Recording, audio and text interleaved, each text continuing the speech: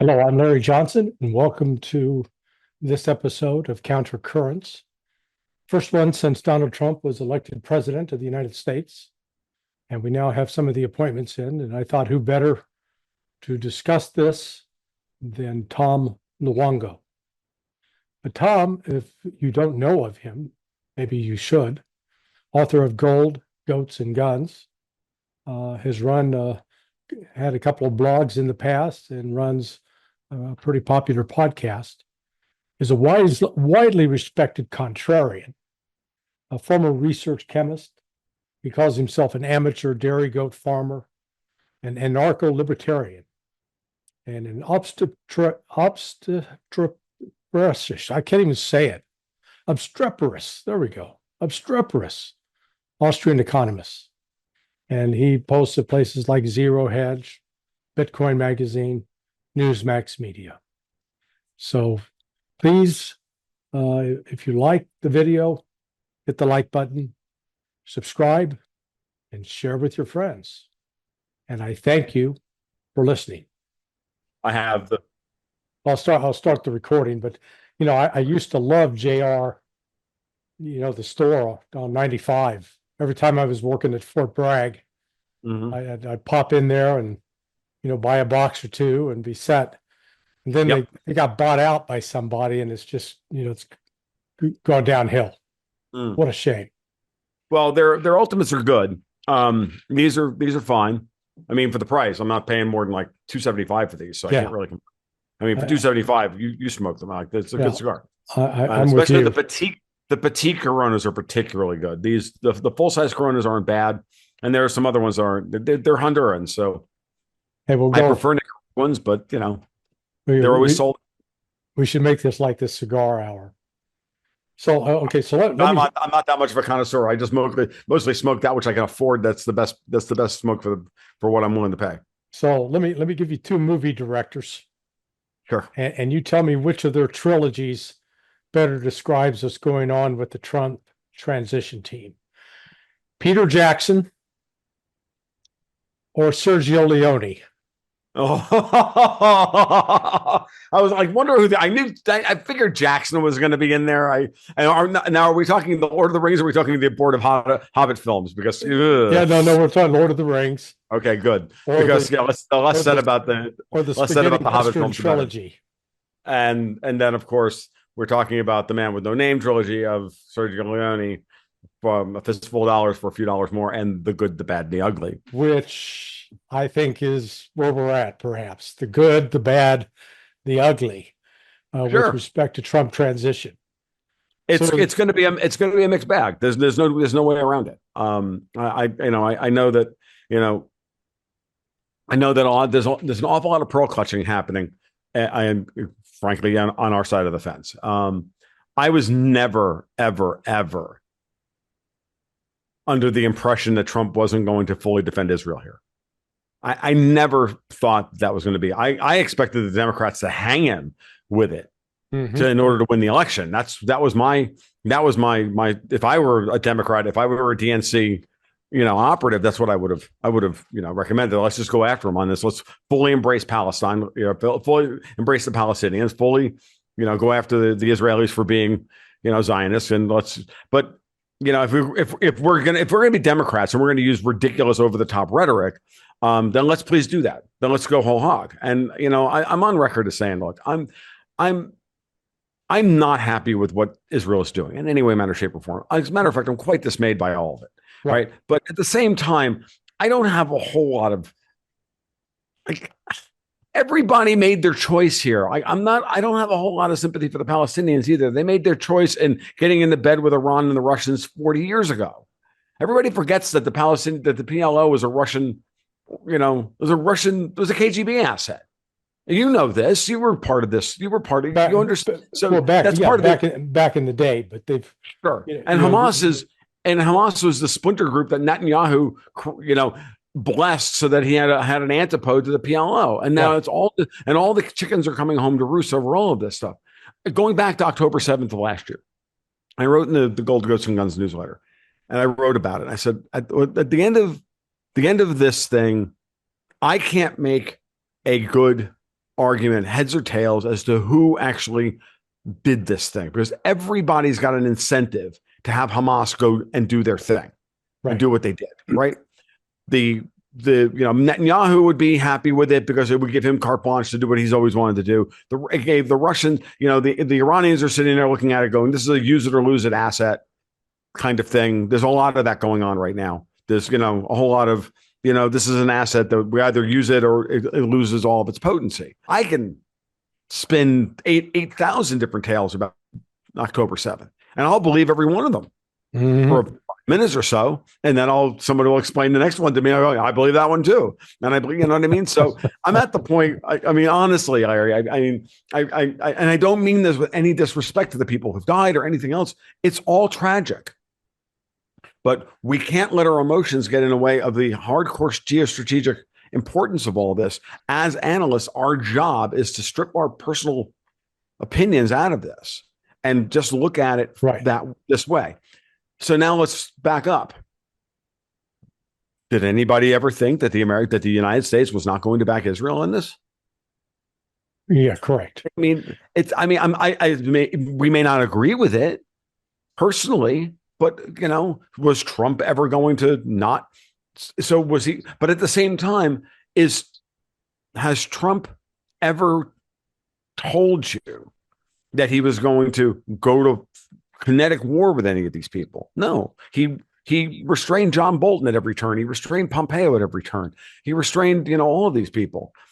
He's going to go in there as the ultimate Zopa agent, him and his big ass. And he's going to go in there full of bluff and full of bluster and his Zopa ass in order to try and work out a deal. And you do that by putting look, he said this about Bolton. He's like, I made a mistake with Bolton, but then once I had him, I had to use him effectively. So I would bring him along with me and to let everybody go, oh my God, he's thinking about nuking me. Right? Make him think that. Yeah. And that's the way Trump negotiates. And it's who he is. But I don't believe for a second that he wants all out war in the Middle East. Is he going to try and put sanctions on Iran again? Yes. Is he going to be tough on anybody who tries to deal with Iran? Yes. At the same time, is he telling Netanyahu wrap this shit up? Yes. Yes. Yeah. So, and I look at like Marco Rubio at State. If we still haven't gotten that confirmation yet, we did get 2 good ones this afternoon. But yeah, they did announce it today, Rubio. Right. Oh, did they? Okay. Yeah. Okay. So Rubio's done deal, because I was at lunch and had therapy and stuff like that, so I missed it. I came back to a text from Dexter White on all caps, Gates for AG, with like multiple exclamation points, and I was like, we were screaming. So Gabbard for DNI is I'm fine with Gabbard as DNI, but I didn't expect him to give her that much responsibility up front, because she's never run an agency or a department that big before. Because I was hoping she's commanded a lot more than Matt Gaetz has. That's true. But Gaetz as Attorney General makes a lot of sense. Or his nominee for Secretary of Defense, Pete Hegseth. Yes. Yeah, but that guy has a pretty long resume about wanting to cleaning up corruption within the Pentagon. Yeah. Cleaning up. So that's, I think, the focus there. What's that? I said cleaning up corruption is one thing. Worldview, though, alarms me, because when you listen to him talk about Russia is a gas station with nuclear weapons, that I guess, and this is where I want to get your take. Sure. That the perception that Donald Trump has of the world seems like it's circa 2020. That they think that the United States is in a dominant position where we can basically coerce and tell other people what to do. And I guarantee you this is a serious position. They legitimately believe that this Russia-China relationship is just superficial. And that they can split Russia off in a heartbeat and isolate China and really go after China. Honest to God, I've got that from multiple people, some former senior CIA people. They believe this stuff. So are they right? I certainly, I know, I don't think they are, obviously. I think that's I think the Russians, okay, I can reinterpret that position more in reality, as in the Russians do not want to be China's bitch in the long run. Right. So they are more than willing. They don't want to see the United States not be an antipode to China. They want to see the United States regain its sanity, cut deals, and leave the United States as an antipode to China so that they have room to operate. Because otherwise they get subsumed by China in the long run. And the idea, though, that Russia's just a gas station with nukes is also not true. So, what's going to happen next is there's going to be a big comeuppance for a lot of people when they actually go to sit down. Let's just put it this way, though. Let's just back up for a second. Under Biden, we had a bunch of Ukrainian Nazis. Right. We had Blinken and Nuland and all these other people. We don't have that. We may have a lot of people who are Israeli first or, owned by AIPAC or whatever you want to call them. They are not ideologically and related to this conflict with blood. Right. Right. And that's a massive upgrade. Yeah. That means that ultimately these people are going to be transactional about this stuff. Whereas Nuland and Blinken and the others were not transactional about this. This was personal to them. Yeah. And family history. Yeah. They were put in those positions in order to execute on that personal animus. That's reality. And it's clear as day with Blinken, and it's clear as day with Nuland and Kagan and Bill Kristol and all the rest of them. Right. The people are not in power here. What we have are a bunch of people who are, well, there's two things. I think I'm trying to I'm trying to just take the other side of the pearl clutching on this. This is not to say that I'm 100% set in this belief about this, but let's just play a little devil's advocate here. In that, what if, you have these people that superficially are incredibly hawkish. We know that Trump is going to go in and he's going to act incredibly hawkish. Okay. And everybody knows also that Trump is not going to fuck around. If you attack American assets, he's going to do something about it. So therefore, how about everybody calm the fuck down? Now, what's interesting is that, the Houthis can't seem to keep it in their pants after they were told by the Russians to stand down. But then again, did Zelensky actually pull and Syrskyi actually pull those troops out of Kursk like they said they would last week? Yeah, no. They haven't. So the Houthis are back on. So everybody needs to do what they need to do. Everybody needs to back off. But that was the quid pro quo. It was very clear, right? Houthis stand down in the Red Sea. Syrskyi announces he's pulling the troops out of Kursk. And somehow that one doesn't happen. So then, the Houthis are attacking aircraft carriers. Now, I don't know if I should believe that or not. I mean, people say a lot of things. They claimed it. We haven't seen any confirmation of it yesterday. Yeah. So, again, trust but verify, do your own due diligence. Don't believe anything you read until something comes from Trump's Truth Social account. I don't believe anything. Right. So that's where I am on a lot of this stuff. And I think everybody needs to kind of take a step back, and start. So I've been just trying to assess things strategically and say, okay, he's going to go in there to defend Israel. He is and you don't have to like it. As a matter of fact, you can hate it. But what do you think the prospects are before Trump gets into office, that Israel sets itself on fire in a way that it can't be put out? That's part of the eschatological angle on this, right? That's the whole, my friend Faisal Huda has been talking about this, that this is all playing out, per scripture across all three eschatologies, Muslim, Christian, and Judaic. And, I can't argue at this point that someone is looking at this going, well, if Trump is going to back us, but he's not going to let us do what we need to do, then, we need to put ourselves in a position to be destroyed in order for Trump to come in and save us and quote unquote be the Messiah. That's a very dangerous game. Yes. That's a very dangerous game. And I don't think Trump wants to be in that position. I hope that he's been at least mildly briefed on the possibility of this. But Trump's a mob boss is the way I'm looking at him at this point. Did you grow up with any kind of religious faith that was associated with any of the eschatological cults? No, I didn't. I grew up Roman Catholic. Yeah. I mean, unless you count them, but I mean, to be honest with you, I didn't study it I didn't study it very carefully. And I was done with the church by the time I was 15. I was confirmed in the Catholic Church at 13. And by 15 or 16, I'm like, Mom, I really don't want to go to church on Sunday. Like, why? I'm not getting anything from it. She's like, well, as long as you're in my house until you're 18, you will go to church on Sunday. I'm like, I hope my 18th birthday falls on a Sunday. My mom was like, oh my, she was horrified. I'm like, oh, shut the fuck up. Yeah. Like the first time I really actually turned to her and said, that's enough. Well, I asked that because and I understand this mentality and this mindset. Oh, good. In fact, I still have a vivid memory.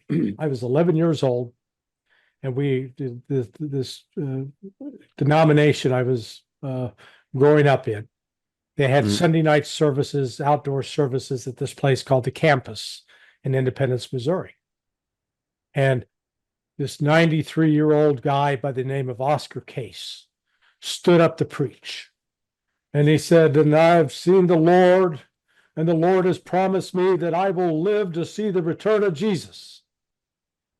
And I'm thinking like an 11, I did have some logic back then. I'm thinking, man, that's going to be quick. He's not going to be around much longer. Oh, shit. I'm not even going to graduate high school. And you know what happened? Oscar died. Jesus didn't show up. Right. Now, I'm not trying to make fun of people that hold those beliefs. Right. But at the same time, there's no amount of reason or facts or logic that you can use with these people that will get them out of their belief. Yep. And it's like if somebody believes that they can jump off an 8-story building and land on their feet like a cat and walk away, they'll believe it. I know. And then they do it, and all of a sudden, splash. Oops. Yeah. Well, it's funny. I've been adamant on this point for a long time. This is a general point. Is I don't like to hang out with religious fundamentalists of any stripe. That includes doctrinaire libertarians. It means doctrinaire. It means Bitcoin maxis. It doesn't matter what it is. Right. Yeah. Marxists, wokenistas, there's a difference between having faith and a difference in that and taking it to its purity spiraled ideological possession endgame. Right. And that's where a lot of these people are. And what I'm hoping here is that, and within the Israeli government, there's the look that there's that we're dealing with that. And I know you and I are dealing with versions of that in the mailing lists that we both hang out on. And I watch you do yeoman's work to try and breathe some sanity into these people. And it's like, I'm like, Godspeed, Larry. Like, I don't even believe in this shit, but Godspeed, man, if it'll work for you, I'll pray for you, even though, again, I'm not even sure I believe in the thing, right? Here, please, because these people have way too much power in their own minds. They're very too close to the donor cycle. Or they are the donor set, and because of that, they have a direct access to the people who make the policy. And when you get to really look into their minds, it should scare you. And this happens to be on the Jewish front, but I've seen it in other areas as well. Yeah. And we're in a space right now where everything is propaganda. And so the Russians do propaganda, the Chinese do propaganda, the Iranians do propaganda, the Saudis they all do it. The Israelis do it, the British do it, everybody does it. And wading through that to get to something close to the truth requires you to not abreact to every utterance that comes out of everybody's mouth. Right. And that's the important thing to remind yourself of. That when you see something really dumb, I've gotten to the point now where I used to do this. I used to abreact to this stuff all the time. And I remember what started me down path of not doing that was a great article by David Boaz years and years ago. He said, don't be a knee-jerk libertarian. This is just now. He was talking about specifically libertarian, being libertarian, and go. Somebody said put a word wrong, and then you attack them, and you be knee jerk, and then you ostracize them. No, that's dumb. And the same thing in all of these other cases. It's a good general rule of thumb to put context, and then also put context to the very binary. And you probably know this better than I do, having lived in this part of the world. I've worked in this part of the world, which is there's a very binary rhetorical conceit that's allowed in Washington, D.C. Mm-hmm. You are either rabidly pro-Russian or rabidly anti-Russian. You're not allowed to be in the middle. You're not allowed to be nuanced. You're not allowed to actually have a fucking brain. And so I have to wonder about some of these old quotes from people. You know, it depends on whether you know what I mean. So I'm always skeptical of those things. I was going to say, even if you're in the middle on the Russian issue, you get lumped on as a rabid pro-Russian. Of course, that's how bad it is. Yeah, there's no nuance. And what you said about the Zionist plague that infects the United States. Yeah, it's not just confined to a certain sector of Jews. Right. It's pervasive, at least in the over 50 crowd. Yeah, it really is. Now, it's also really pervasive in that area of the country that you grew up in. I didn't grow up in. I grew up in New York. I grew up Roman Catholics. There's all Irish and Italian cops and firemen, right? But in the Midwest, you know, the Scofield Bible is a very dangerous friggin' piece of British propaganda, as far as I'm concerned. That's my opinion on the Scofield Bible, and that its deleterious effects on spreading dispensationalism into the heartland of America, in order to affect what amounts to, I'm not going to make a linear narrative about this, right? I'm not going to sit there. The British seeded this ideas into the American Midwest in order to then foment the Civil War, to then become our allies, to create Israel, to bring about the apocalypse. No, I'm not buying that. Not bullshit. But it is a way of undermining, and the British are very good at undermining the culture of the people that they are intending to destabilize, and by introducing what amounts to heretical, Christian texts into the zeitgeist in Middle America. What better way to get things ready for the Civil War than that, along with everything else that was going on, right? So, but what about so when we look at the likes of Elise Stefanik and Marco Rubio and Matt Gaetz, and who I actually like as AJ, as a matter of fact. Yeah, I'm not, but I'm talking about their pro-Israel viewpoints. Sure. Yeah. Do you see any hope for this under 40 crowd to eventually walk away from AIPAC? Well, it's possible. It's going to take a little time. It's going to take time. This is going to take a lot of time, and it's going to be a matter of, I think this is where you have to start looking at the other aspects of our of what the Trump administration could possibly look like. Cleaning up DNI, cleaning up the Department of Justice, cleaning up, the FBI, cleaning up the CIA, and even somewhat, even 20%, right? Yeah. 25, 30, even 30% over the course of the next 4 years. And then cleaning out the permanent bureaucracy. A lot of the permanent bureaucracy, like, Elon and Vivek going out there, cutting large swaths of the federal government. All of a sudden, the money flow. See, the reason why AIPAC wants control of Congress is because Congress controls a lot of wealth.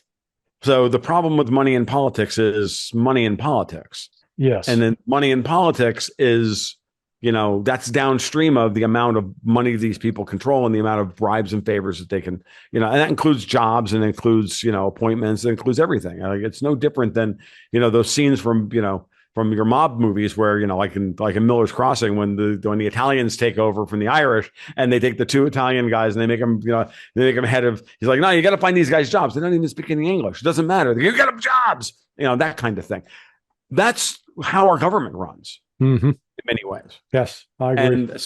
And so with that, along with the HR self-selection process of only getting the right people filtered into the right jobs, I mean, like, it's all a thing. That is what needs to end. And then that sets the stage for the next turn of the generations to say, you know what? Like, there's nothing I can do here. I'm not handing out $7 trillion worth of money every year or whatever it is. I don't have that much money to send out. And, we have to get that into our heads, right? We have to get it into our heads that we shouldn't be afraid of, of violating a federal law, right? Like 120 years ago, and I'm using a specific time period here. Dexter White and I were literally just talking about this morning. 120 years ago, before the direct election of senators and the income tax and everything else, getting accused of a federal crime was like, how? There were no federal crimes. They were all state crimes. Mm-hmm. The federal government grows after they break down the balance of powers. Why is John Thune Senate Majority Leader now? It's because he can't be recalled. Why can't he be recalled? Because of the direct election of senators. State legislatures used to appoint the senators, and if they didn't do the state's business when they're up on Capitol Hill, the state legislature brought them home and sat them on a desk, tarred and feathered them, and then sent somebody else up there. And that was the end of it. Mm-hmm. It was then his career was over. We don't have that anymore. That was designed on purpose to have the states have an advocate body, and the people have an advocate body, not for one process to select both houses. Mm-hmm. That are then subject to the same vectors of corruption. And that's what we have today. And so that's part of what we're fighting as well. So it's a good it's a good question. I'm kind of roundabouting. I'm not technically answering the question. Look, Elise Stefanik is, she is what she is. So they're moving her to the UN. She does a bad job at the UN. She gets fired. She's gone. Marco Rubio. He goes to Secretary of State. He does a bad job as Secretary of State. He's no longer senator. He gets fired. He moves on. He's done. Matt Gaetz, you're AG, you're no longer in the House. Your political career at that point is not over, but you got to start over again. You've lost all your seniority. You've given it all up. Now you got to start all over again. And that's important. Well, and I think that's part of the good as part of the good, the bad, and the ugly in a lot of these cabinet positions. You put these people in there who are all Israeli hawks, and so that you can force a settlement. They're under Trump's got them on a short leash. Because look, the manila envelope quotient for Marco Rubio is like this high. Right. Like everybody knows that Marco Rubio is compromised, and whoever controls the stack of manila envelopes on his desk controls Marco Rubio. Fine. That's both a blessing and a curse, depending on who holds the leash. Mm-hmm. If Trump holds the leash, that's better than Biden holding the leash, or Anthony Blinken holding. Well, the couple of issues that come to mind. Sure. One, I'm surprised that Trump is pulling so many people out of the House of Representatives at a time when the Republicans enjoy maybe a 3-seat margin, and he's already withdrawn 3 Republicans. Now, he's betting that those seats are going to be filled with Republicans. Yeah, he is. But in Florida, there are appointments by Ron DeSantis. So that's no problem. Elise Stefanik in New York, she's in a safe 60-40 district, and Hochul's got to call an election within 90 days. Yeah. Now, the Stefanik one, the only reason I could come up with why they pulled her out, mm-hmm. It's not like, you see her walking down the street and all of a sudden she's surrounded in a golden light and angels are singing and fireworks going off, and you go, my God, that's an amazing person. The only reason I could see that they put her at the UN is maybe to prep her for a run against Schumer. Maybe. Because, the job is UN ambassador. Hey, it'd be a fun job. Get to meet lots of interesting people, build up your international network. But basically, you're like that water girl on the New York Giants, okay? Yeah. Mm-hmm. When the players Nikki Haley found that out really quick, and now she's back at the Waffle House outside of Greenville. Yeah. Yeah. Run out and give them a drink of water, and then run back to the sidelines. Mm-hmm. So it's like, why would you give up a position where in Congress you would actually might chair a committee? And it's a good question. I don't know. I mean, again, unless that, hey, look, it's like everything else. If she believes that strongly in taking care of Israel first, well, then you go to the UN. yeah. So that's your answer. That's not so. We're not going to see much change in U.S. policy at the UN. No, Yeah. Not at all. No, we're not going to. The UN, as a matter of fact, if anything, my read off of Trump and all of the post World War II institutions that we used to quote unquote control, and the Europeans have been telling us that we don't anymore. Trump is going to remind them of who's actually boss. Yeah. And if they decide to get uppity, like Mark Rutte apparently tried to, Mark Rutte, the new NATO general secretary, tried to, and again, not confirmed, only saw it on Twitter, that he's like, well, if Trump doesn't extend the war in Ukraine, then, we'll kick him out of NATO. I'm like, yeah, when I saw that, I thought your terms are acceptable. Is he really that stupid? Is Rutte he is that stupid? Yeah, he really is. Oh my God. Yeah. Yeah. That's why it was so believable. Then again, I also saw a 4chan version of an appointment of Jeb Bush to the head of the Department of Energy. And it was hilarious. And they wrote it up on 4chan. So it was fake, but it was hilarious because it was written in perfect Donald Trump speak. And it was great. It was hilarious. It made me laugh. And it was written so well that it got me the first time I read it. I'm like, what, Jeb Bush for DOE? I'm having you're high energy now, Jeb. I'm like, oh no, never mind. This is fake. It was hilarious. It was so good. But I don't know what I'm getting at is there's a lot of people are saying a lot of things out there. Who knows what's true or not. So I would not doubt that Mark Rutte has said something equivalent to that, because I could see Trump trolling Jeb Bush and putting him in as Department of Energy secretary just to I don't know, whatever reason. Maybe he's had a good angle on it, but he had to do it and troll Jeb at the same time. Yeah. I could see it, and that's the other thing, Larry. The other thing I want to remind everybody of: note my demeanor this afternoon. I'm not happy about everything that's happening, but I'm trying to have fun with all of this. And I think we all need to remind ourselves to have fun while we roll these people. And let's look for the give and take, because the self-seriousness and the virtue signaling, smarmy self-seriousness, overly seriousness of Washington, D.C. needs to be punctured. We need to be taking the piss out of these people as we fire them. It's what needs to happen. Yeah. There's this whole idea that it should all be this, also very solemn and we should respect it's just fuck a whole lot of that. Have you ever watched Italian Parliament? Italian Parliament's a hoot.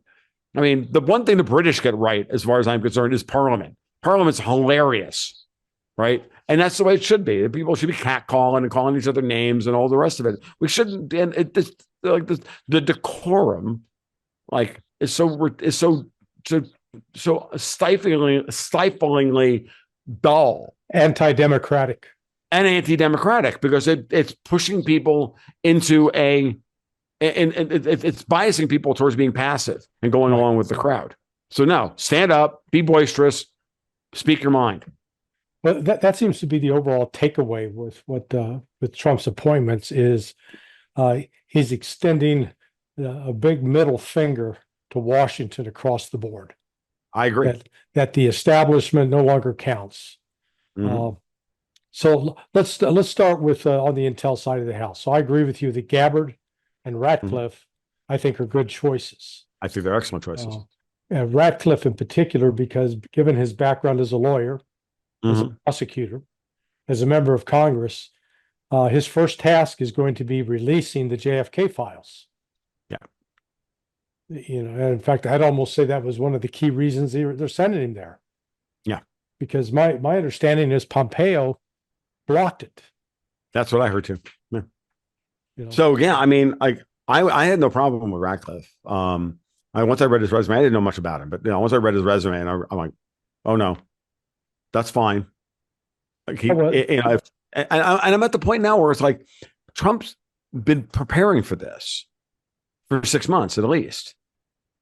So he's not walking in there blind like he did in 2016. Yeah. Yeah. He's Well, walking in with a plan, and I'm like, I'm going to trust part of the, I'm going to trust parts of this plan. So I'll be honest with you, Gabbard at the DNI was a surprise, as we already talked about. But I welcome her leveling up, man, taking on the challenge, and because correct me if I'm wrong, but DNI oversees all of the other intelligence agencies. Yeah. So Okay. DNI actually, they now have control of the presidential daily brief. Oh, So back in the day when I was there, I'd write for both the National Intelligence Daily, and then once in a while they'd pick up the article to put it in the PDB. right. And up on the seventh floor, the NID editors were in one room, and the PDB editors were in a separate room. That's where Ray McGovern used to work. Right. And actually, a hilarious story from, well, I think it's hilarious. Right.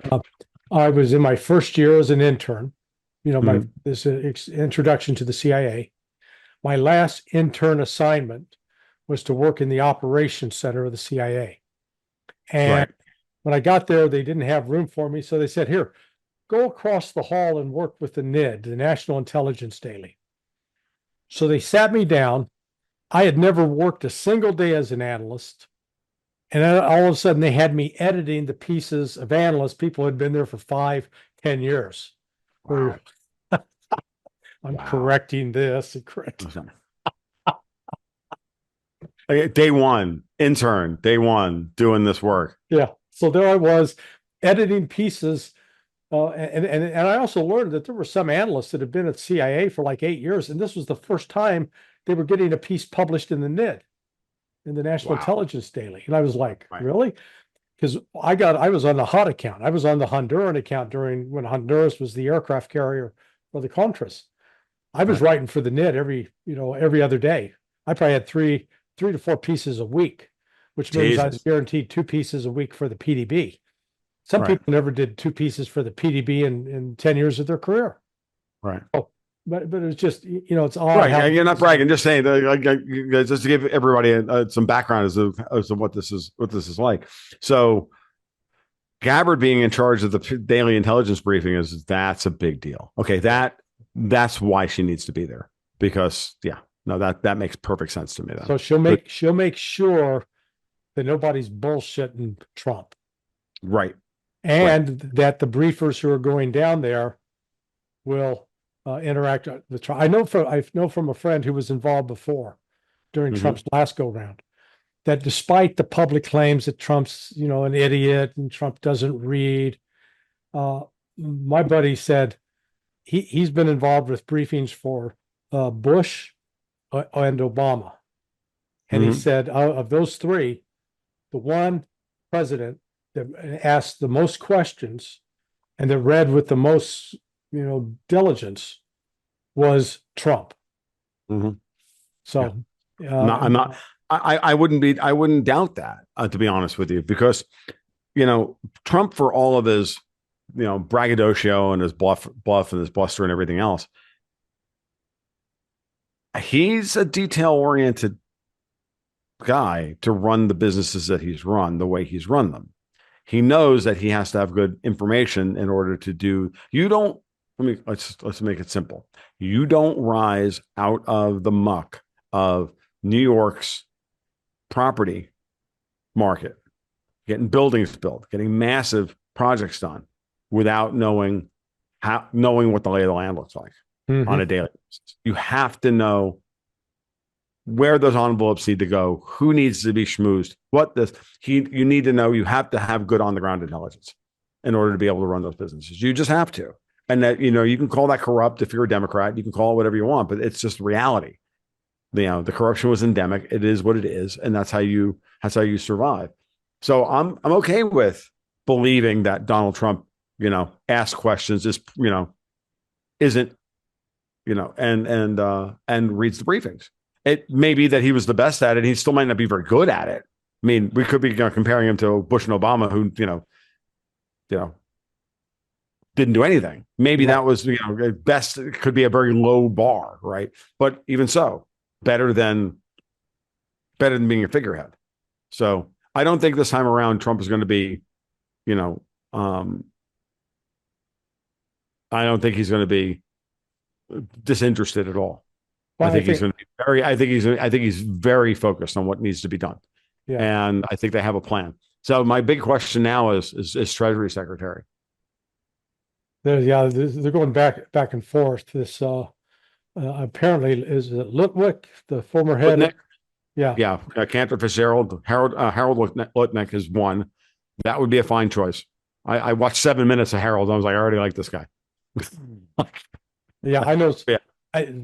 Some of the friends on our mailing list that were bond traders, they don't have a good word to say about it because what a shock. Yeah, they're saying he would not get along well with Wall Street, and they're saying that whatever goes into Treasury has to get along well with Wall Street. Really? Then how did Janet Yellen get in there? Well, because Janet Yellen did nothing but fuck Wall Street the entire time she was there. It was Jerome Powell that saved Wall Street's ass for the last 4 years. Yeah. So it's if Lutnick is, but then again, I'd love to ask those guys. I won't, because they won't talk to me anymore, because I called them all, very nasty names, because I think bloodthirsty came out of my mouth at one point. But I'd love to ask them what they think of Jerome Powell, who's now amazingly enough is now the guy with the spotlight turned on him. Like, what a shock. Like, of course, within 24 hours of Kamala Harris conceding, they send they send a girl in from Politico to ask Powell, the question that he's supposed to be embarrassed by. He's like, close the fucking door. I love Powell. I'm sorry, dude. Like, there's a certain arrogance to Powell that I just absolutely adore. Yes. Hold on.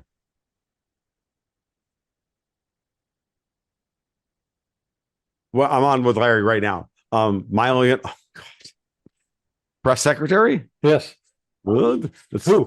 You're live, by the way. If you don't, I'm literally having it's fine, it's okay, but that's interesting. What was the announcement? Milo Yiannopoulos. Did you not hear what was happening? No. Because Milo Yiannopoulos has been summoned to Palm Beach. You're kidding. I'm not kidding. I'm not kidding. I think rotating press secretaries, starting with Milo and then Alex Jones and then Candace Owens and Tucker Carlson, they should all just do a month up there. It would be hilarious. Talking about having fun with all these people and breaking down their ridiculous seriousness. That's not earned, by the way. Yeah, none of these people have earned the right for us to treat them seriously. So why should we? We should put the class clowns up there. Yeah, this is like, imagine the worst high school experience you could ever have with the jock class, but I mean they're on steroids and they're coked out and they're terrible athletes in the process, but they still think they're great. Right. That's what Washington, D.C. has become over the last, I moved there in 1979. And my God, the self pretension that takes over. Yeah. It was like it's like if you ever watch Glee, the football team in Glee, they could never they shit all over the Glee club, and the football team was 0-11 every year. You know what I mean? I was like they were terrible on top of everything else, right? It was just really funny. Oh God, yeah. No, the self-importance, the narcissism, the abusiveness, it's the self-importance that just needs to be knocked down a peg. And nothing will be better, knowing now that Muppet, Jean-Karine, whatever her fucking name is. Jean-Karine Pierre Jean-Karine.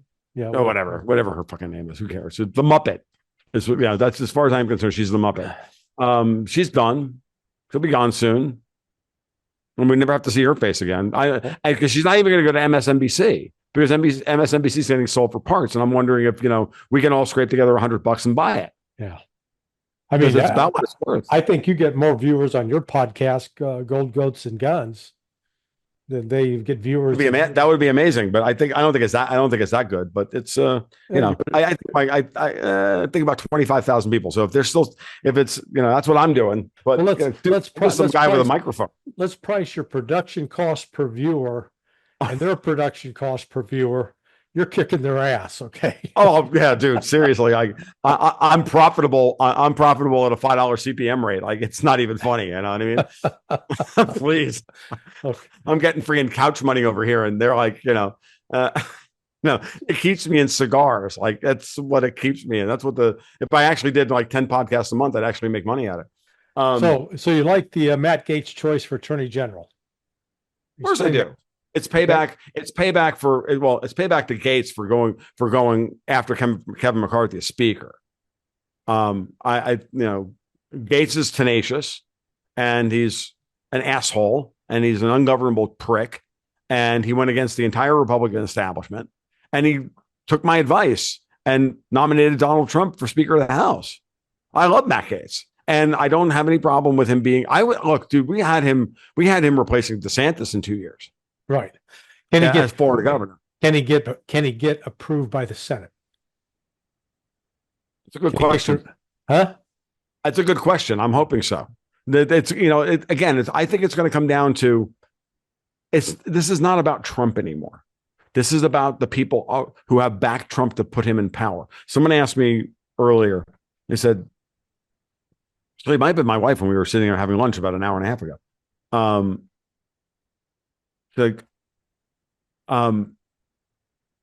Do you think that they let Trump win?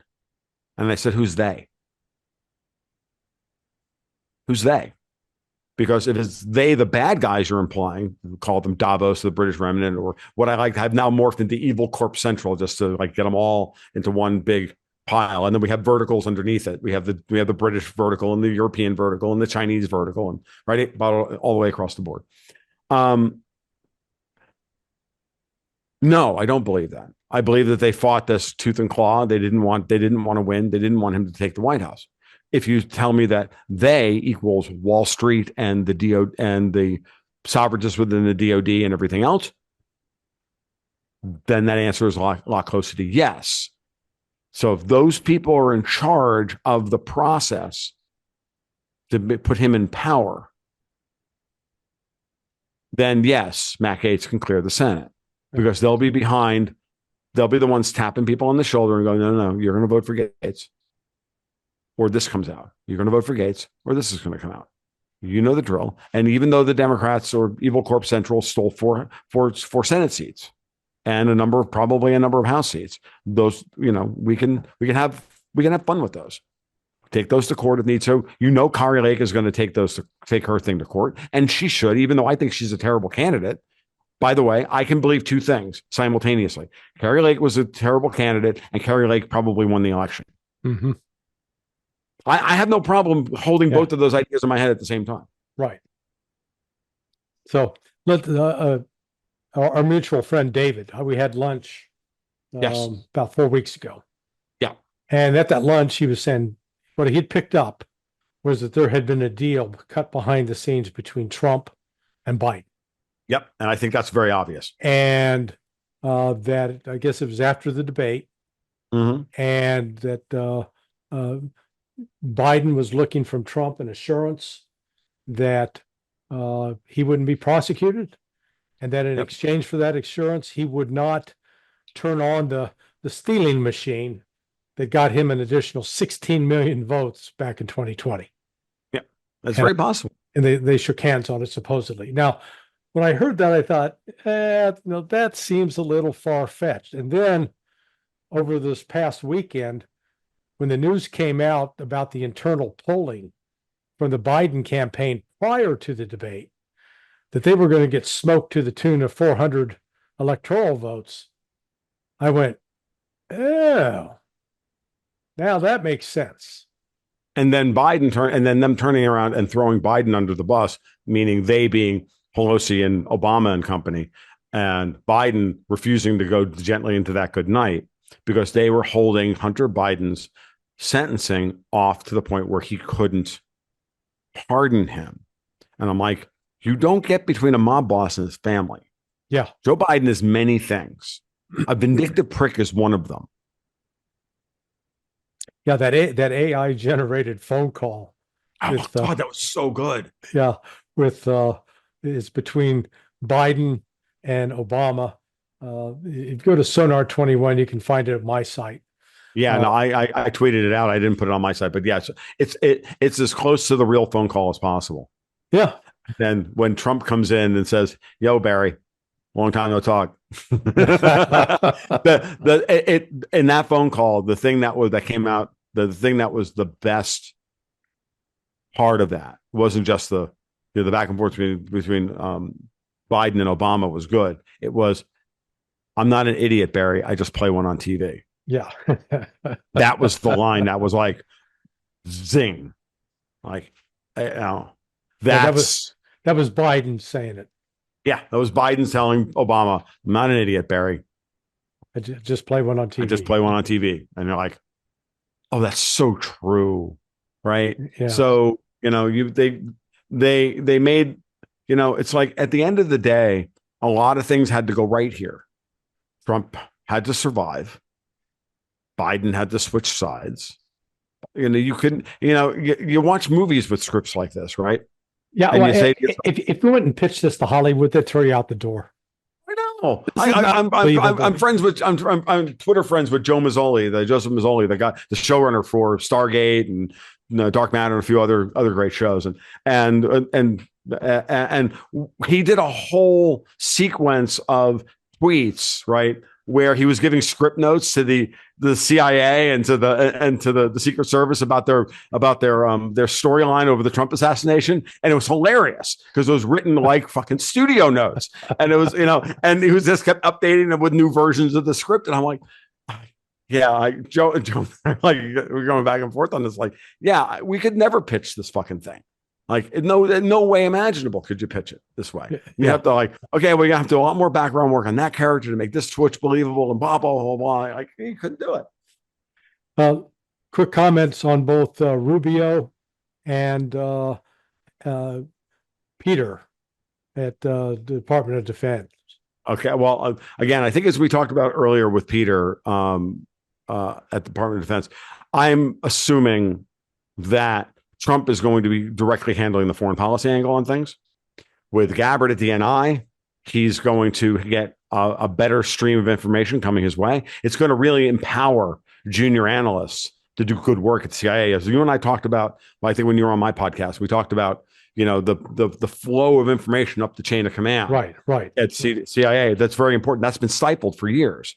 Same thing at all the intelligence services. Now they know that they have somebody at the top of the food chain that actually cares about real information.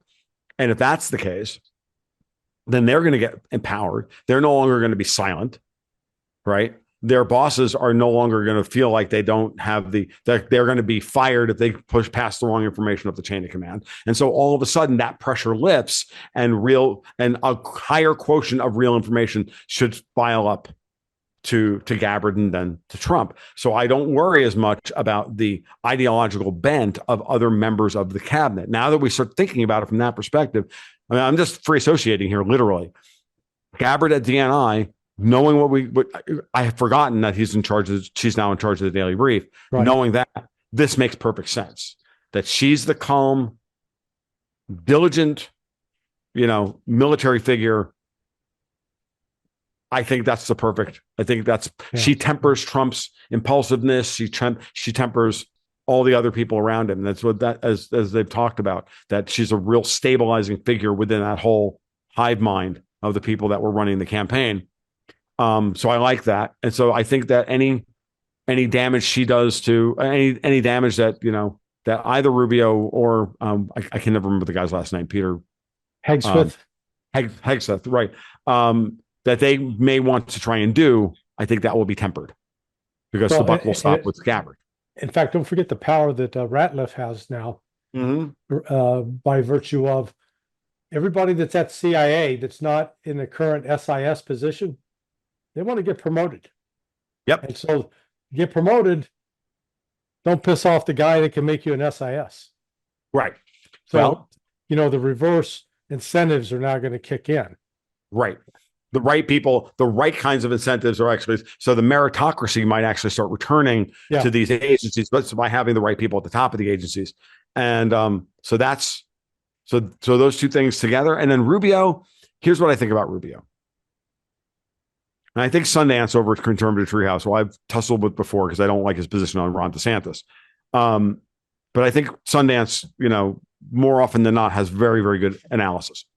And his analysis this morning was, hey, look, Marco Rubio is clearly a signal that we're going to refocus on Latin America. And if that's the case, because look, Marco Rubio is many things. He's not a Ukrainian Jew. Right. Last I checked. I mean, unless he's LARPing, unless he's got really good Tom Cruise style makeup from Mission Impossible movies. I'm thinking not a Ukrainian Jew. Right. So that works for me. And then that he speaks the language. Marco has depth to him that I think a lot of us don't want to admit in many ways as well. And it also paves the way for getting a squishy rhino out of the Senate. And we can now appoint somebody to that seat who can really do a good job. I'll be honest with you. Someone floated the idea of moving Byron Daniels up. I think I'm getting his name right. Byron Donalds. Byron Donalds from Southeast Florida. From your neck of the he's from Naples area. Yeah, he's in the Naples area. Yeah, he would be he may be an excellent choice. I don't know. There may be somebody else that I'm thinking of. I'm just like throwing ideas out there for the people who don't know Florida politics very well. Actually, I think he would be the odds-on favorite. Yeah, that's what I was thinking. But so there's still, it puts DeSantis in a position. DeSantis is going to be a bit of a kingmaker here. Absolutely, he is, and that is to Trump's credit. Think about this: what better way to bury any lingering bad blood over the campaign, over the primaries, than to put DeSantis in a position to play kingmaker over the House and Senate, setting Ron up for a midterm cabinet position when his term ends. Yeah. Now imagine Ron DeSantis as AG. You're a former, Air Force Judge Advocate General. Yeah. Like, say what you want about Ron DeSantis as a campaigner. He's terrible as an administrator and as a lawyer. No, fucking guy is top notch. Yeah. And actually, if he was not governor, they might have selected him, but they need him as governor in Florida. They need him as governor of Florida. They absolutely do. Now, I could have seen him. Put another twist on all of this. Sure. I got this from Larry Wilkerson. Mm-hmm. So he was describing his time as chief of staff to Colin Powell. Right. And one thing that he learned is the White House really kept Colin Powell at arm's length. Why? Because Karl Rove had told George W. Bush that his biggest competitor for being reelected was going to be Colin Powell. Right. And as a result, over that sort of petty, selfish politicking, mm-hmm. instead of working with, he'd go out of his way to sort of piss on Powell. Right. And it's like, so you look at this current lineup, Marco Rubio wants to be president. Mm-hmm. J.D. Vance is positioned to be president. Mm-hmm. Elise Stefanik sees herself going up there trying to sit in the big chair. Yep. Matt Gaetz, too. Yeah. He would need a path, and Florida House and House rep from Florida is not that path. So right. Yeah. So that's we've got. It's almost like Trump is setting up the competition for the future of the GOP. He absolutely is, and note that it's none of the typicals. Yeah. And it's all new blood. And he's not throwing any bones to South Carolina here. Nothing to Tim Scott, nothing to Lindsey Graham, right? Nothing to South Carolina, nothing to Georgia, mm-hmm. right? So he's already taken care of Ohio, and now he's trying to firm up support. I mean, and after this and here's the other thing. The last thing to talk about in all of this is what to do about cleaning up federal elections, because we saw how this election broke down. Right. It broke down right on along the lines of, if you didn't have voter ID, Kamala Harris took the electoral votes, and if you did have voter ID, Trump won. I'm gonna say something now that's gonna piss a lot of people off. America's 60-40 red. Right. They're not. It's not 53-47. It's not 55-45. It's 60-40. What you saw in Florida and what you saw in Texas is indicative of most of the rest of the fucking country. Right. No, I agree. But you don't have that until you can get rid of the industrial strength cheating and have to, or worse, have to do the fucking Bourne Identity style espionage behind the scenes to stop the industrial strength cheating. We'll never know that. But everybody go look at Florida and how Florida counts the votes, how we get it done, how we can do a hand recount of Florida tomorrow, and the numbers will come up within 20 votes of being exactly the same. Yeah. Okay. It's the way the system works. Now export that to the rest of the freaking country. Yeah. Let me give you an example out of Massachusetts. My business partner lives up there. And he was in the polling place. In comes a 70-year-old Latin woman, didn't speak a word of English. And she had 3 folded up ballots. Now, the ballots that you're supposed to get there at the polling place, she already had 3 ballots, and they let her feed those into the ballot counting machine. It was like, whoa, 1 ballot per person. Last I checked. Yeah. And she put it's not, I mean, it's just all sorts of stuff like this. It's inconceivable. I mean, look, we could all vote on our friggin' phones with open source blockchain technology. This is not hard. Right. We can make voting as frictionless as freaking possible and accountable and everything else. They don't want it to be because they want to cheat. Yes. That's why. And the reason that they want to cheat is because their ideas suck. It's that simple. Yeah. They suck. Their ideas suck, and they want to suck your money out of you and into their pockets to hand out to their friends. This is not fucking difficult. It never has been. The rest of it is all the pearl clutching, all the hand wringing is all just bullshit. It's all it is.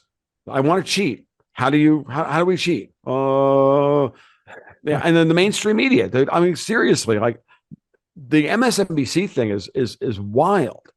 Well, CNN too. I mean, they're CNN's they're tanking the Titanic. And then a lot of these left-wing influencers who thought that they had a lot of real accounts on YouTube are finding out that no, what they really had was a whole lot of Soros and crypto dark money that was, buying fake accounts with bot accounts to puff your subscriber numbers up, to boost the YouTube algorithm, to put money in your pocket for you to believe that you actually know what the hell you're talking about. Right. And all of a sudden you're like, where did all my subscribers go? Well, they were never real in the first fucking place. Mm-hmm. That's what's astonishing. So we're at an hour, but we need to talk about one other thing. Mm-hmm. Europe and the money. So do we have another hour? I know. We'll go 20 minutes. We'll go 20 minutes. But we can go 15, 20 minutes. That should be enough. So explain the trouble that Europe is in. Hold on. Let me get on my smug face while I pull up a price quote of the euro. 105.64. Okay, yeah, that just makes me fucking happy. I'm like, it makes me happy in a place where I'm not supposed to talk about in public. So what's happening in Europe is the following. Trump is setting up the ultimate capital in-flight trade back to the United States. And when you look around the world and you ask yourself, as I've said many times on other podcasts, who doesn't have collateral for their economy? And collateral being oil and energy assets. Europe. Oh, and Japan, but Japan is quite comfortable buying their energy from other people because they've been doing it their entire life, that they've been Japanese, right? So without that, they have a real problem. The assets that they were hoping to get in the Ukraine-Russia war aren't going to come because the Russians aren't going to give them anything. And if anything, the Russians are going to start taking large swaths of territory now that everybody knows that there's not going to be another dollar for Ukraine now that Trump is coming in. So now there's a big cash call happening across all these European governments that pledged all this money to all these bondholders and all of these investors in Project Ukraine to the tune of hundreds of billions of dollars. I have a feeling that your deal, it's like it's envelope day on The Sopranos, and you're Olaf Scholz, you're Keir Starmer, you're Emmanuel Macron, you're the European Union. So it starts there. What you're going to see from here is the U.S. markets. Who is it? Who was talking about this? I don't remember his name. Bressler, or the guy who they're thinking about for Treasury Secretary. Oh, was it Sesnick? He was talking about like we can go in and we can cut $1 trillion to $1.5 trillion out of the budget without needing Congress's approval. There's just that much money of discretionary spending within the president's budget, the executive branch budget, that we can get rid of tomorrow. We don't need Congress. National Public Radio, goodbye. Oh, so many things like USAID. Yeah, let's start there. All the NGOs are talking about getting rid of all of this stuff. If we do that, all of a sudden we're at a balanced budget. All of a sudden the U.S.'s fiscal position is no longer, in Jerome Powell's words, unsustainable. And if Lutnick becomes Treasury Secretary, he's going to back Trump's play and he's going to put tariffs on Europe. And Lutnick has been very, very clear about this. He's like, look, we rebuilt Europe through the Marshall Plan because we were the only ones with any friggin' industrial capacity. So we let them put 100% tariffs on the stuff they needed to build to get back on their feet. So 100% tariffs on German cars and this and American cars and all this stuff in order to allow them to export, and Japanese cars. So that's why they all came over here to the U.S. He's like, those tariffs are still in place, by the way. Mm-hmm. Why? Why? How about 100% tariff, EU, on German cars? They're already too expensive because the euro is already overly strong. So you're either going to have to, debase the euro by 100% or half, or in order to be able to sell a BMW in the United States at a price that anybody's willing to pay. And as it stands now, they're still not worth the money they're currently charging for the damn things, because the quality difference between a German car and an American car is gone. Right. German cars are terrible. So, and I hate to say that, but it's true. So the tariffs destroyed, while they rebuilt Germany, they also, leaving them in place, have also destroyed German industry, because it destroyed the dynamism of German industry and the innovation within German industry. So they're all in managed decline over there. Well, let's use tariffs as a negotiating tactic to get rid of all this stuff so that we can unfuck global trade and make it real, and then figure out what we're going to do. Same thing that he's threatening China with. Until that is done, though, the Europeans have enjoyed an exorbitant trade surplus advantage against the United States since the 1970s. And that's going to change under Trump. That's what's going to change. We're going to enter the fourth era of trade balance. There's been 3 eras of European American trade imbalances. There's the post-revolutionary period up till the Civil War, where we ran a massive trade deficit, which is why the Europeans were able to control our domestic policy, and why they were able to really honestly foment the Civil War. And then there was a period where we ran a trade surplus from Reconstruction up until about the post-World War II till Bretton Woods. And then since Bretton Woods, it's been a steady outflow back towards Europe, i.e. through the Marshall Plan. So now we're going to enter the fourth period where the money is going to start coming back this way through trade, or we're going to stop trading with each other. And good luck being Europe under those circumstances. So, well, what about my position? I saw this interesting chart. They laid out top 15 countries with resources, natural resources. Mm-hmm. Number 1 is Russia. Number 2 was United States. Yep. But when you went through that list, 70% of the resources are controlled by BRICS groups. Yep. 30% were controlled between the United States, Canada, and Australia. Yep. Europe is nowhere on that list. So Nowhere here, on that list. Europe has no resources. Yep. Europe has no food production, no industrial production to speak of. And so I have to ask. So you're answering. You're answering. Why do I need you? Right. Well, because we have all these traditional relationships, and that's the very good question. And everybody should be asking that question: as to why we should be simping for the Europeans and their model, which was subsidized with your tax money. The reason why they have free college and free healthcare and free this and free that is because you paid for it. Mm-hmm. Okay. I'm speaking to the purple hairs in the audience, the 18-year-old purple hairs in the audience. Like, no, you paid for it. Your parents paid for it. Your grandparents paid for it. And it's not a model that's sustainable. So it's going to collapse. And we're watching it happen in real time post-election with the fall of the euro. Bond markets are all over the place. They're trying to figure this thing out. I'm not worried about that. Equity markets are your big bellwether, where we're starting to see capital outflow out of like the German DAX, the French CAC 40, and the rest of them into the Dow Jones and into the S&P and into the NASDAQ. And what's going to be really interesting is going to be if that continues, and that's going to be in the face of a stronger dollar, by the way. Dollar's going to continue to rise because the euro is going to get crushed. The pound's going to get crushed. The Japanese are going to have to defend themselves, and they can, and they will.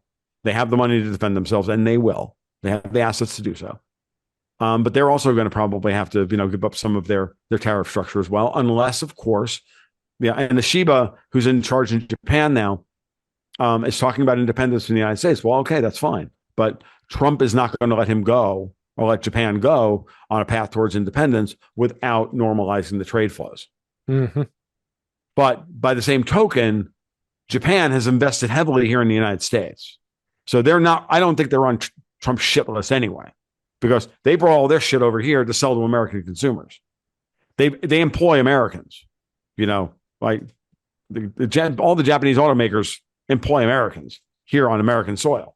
So, the Japanese American relationship is probably a lot less adversarial, even if Japan is asking for some degree of independence, certainly on a foreign policy and on an Asian trade front.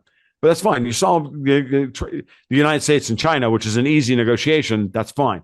Europe, on the other hand, they were the ones that tried to fucking take our country from us. Right. They're the enemy. Yeah. And I'm until people get this through their heads, China's not the enemy. China's a problem, but China's a solvable problem. Right. Because the Chinese aren't dumb. They don't want to fight a war with us halfway around the world. Nobody wants to fight a freaking war like that. It's the Europeans, because they don't have anything. They've been the incubator of all these bad ideas, and then they've tried to export them through the post-World War II institutional system and their control and their creeping control of governments across the entire G7. Yeah, they're set up to be big losers.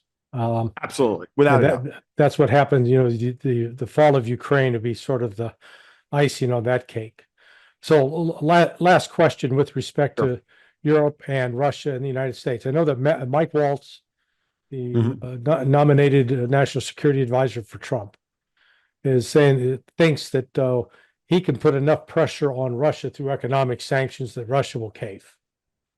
And I'm looking at it thinking, you don't understand sort of how much the United States depends upon uranium out of Russia and some of the other leverages that Russia has. Aluminum, tungsten, nickel, these are important metals that we can't live without. Yeah. And the Russians control the lion's share of them. The uranium trade is one thing. Talk to me about tungsten. Go look at the tungsten production around the world. There's like 3 places in the world that produce tungsten. Vietnam is one of them. There's a big deposit around Hanoi. Russia has a lot of it. And there ain't much of it anywhere else.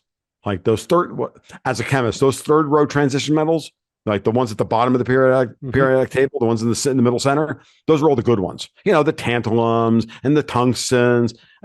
Those are the important ones. Those are the ones that make all the super alloys. Those are the ones that make the jet engines. Those are the ones that make all the really cool shit that send people to Mars. Guess what? We call them the space metals for a reason. because they only got deposited here by asteroids ramming into the planet. And so it's not equally distributed around the world. It's like, you can't just go Roomba up the beach and go get, Miami Beach, like you can thorium, by the way. You can get thorium by Roombaing the beach. You can't do that with tungsten. Okay. So all the tungsten is ever used is ruthlessly recycled, and yada, yada, yada. And the Russians control a tremendous amount of it. It's like, these are important strategic metals. Mike Waltz might be talking out his ass, but I don't think the Russians are going to cave. Yeah, not over Ukraine. I don't think they care. I think they're like, you know what? We don't care. So something that people have to remind themselves of: read Russian literature. There's a dark bit of nihilism at the heart of Russian literature, which is also deeply spiritual. And don't get me wrong, I'm not like shitting on Russians. I'm just telling you that there's a certain level of, yeah, no, you're not doing this. The Russians at their core have a dark, gooey center, or a dark, hard center that you're just not going to crack. Right. These people would rather go to their fucking grave before they give you an inch. And so, they're not transactional when it comes to this. I mean, this is cultural. And, sorry, but tough talking Americans. Yeah. They're kind of squishy compared to Russians. Yeah. Can you take a punch? The Russians have shown they can take a punch. America, they take punches every day. Yeah, that's they take punches every day. Yeah, and especially led by somebody like Putin, who understands the context of all the punches that they have taken, who administered those punches, where the bodies are fucking buried. Yeah. So, and Putin's still young. He's 71 years old, and he still swims every day, and he doesn't drink, and he doesn't smoke. Like, he's got a bad hip, which is the only reason he doesn't do judo. Like, that's it. Yeah. We all wish we were that sharp at that age, right? I don't know about you, but I'm hoping that I'm half as sharp as Putin from that age. Yeah, he's got 2 years on me. So, yeah. Mm-hmm. All right, my brother. Well, I appreciate the conversation. Absolutely, always with I relish it. Like you called me up the other day. I'm like, can I make this work? Yeah, I can make it work. I can handle it. Yeah. So. We'll do it again. This countercurrents thing I've enjoyed. I'm able to, it's a different, it's just a long interview format, and we're not driven by any particular agenda. Nope, absolutely not. It's the best way to do it. Where do you want people to come find you? Oh, as always, you can follow me over at my blog at tomluongo.me or at goldghostsandguns.com. You can follow me on Twitter at TFL1728, where I promise you a worse version of me will show up there every day. And of course, you can find me at Patreon/goldghostsandguns, which is where we make our living, where we do the market reports and the monthly newsletter and, the community service and all that stuff. So. All right. God bless, man. Thanks. Thank you, Larry. Thanks for watching. That was Tom Luongo. Check out the links below that you can follow him, and please like and subscribe. I'm Larry Johnson, and this has been this episode of Countercurrents. Bye-bye.